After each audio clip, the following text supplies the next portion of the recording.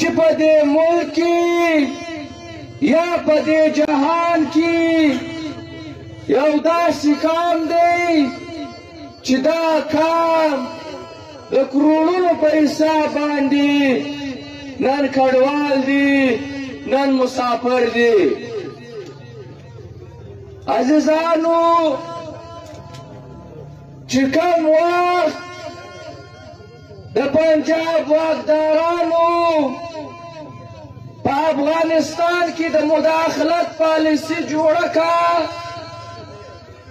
چې په افغانستان د ځان پنځمه صوبه د جوړولو هڅې وکړي،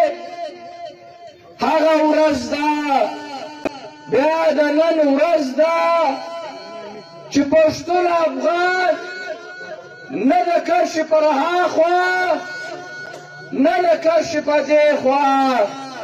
د خیر ورځ لیدلې ده. عزیزانو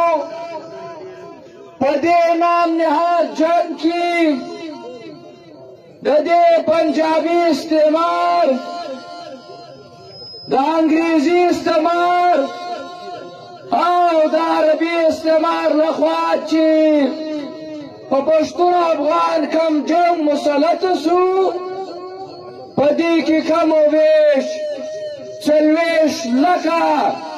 پښتون افغان یا په شهادت ورسېدی یا نن ګوډ وشل دي او د هغه صورتحال نن د کرښې په دې خوا باندې په دې ملک کې د بولانه تر چتراله پاټک میاوالي د پښتون وطن کې دی. عزیزانو پر موږ باندې د جهان د دهشتګردۍ یو بدترینه دور تر سو،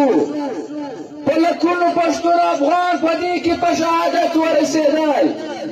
زموږ کورونه ړنګ سو، پر موږ اپریشنان وسو، د جهان ټول هغه عالمي دهشتګردان، هغه عرب، هغه چچن، هغه تاجک او ازبک، دا ټول دې وطن ته راوستل.